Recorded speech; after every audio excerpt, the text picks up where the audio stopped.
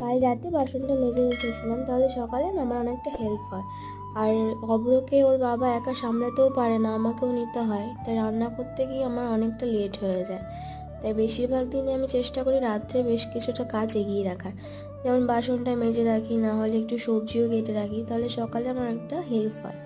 আর সকালে একটু ফ্রেশ হয়ে আগে ভাত আর ডাল সেদ্ধটা বসিয়ে দিয়েছি। তারপর এখানে বাসি বিছানাটা আমি ক্লিন করে নিচ্ছি। অব্রকে ওর বাবা নিয়ে গেছে একটু রাস্তায় ঘুরতে, তাই এই ফাঁকে আমি কাজগুলো করে নিচ্ছি। দেখি একটু দেখি। তুমি কি সেজেছো, এটা ভূতু?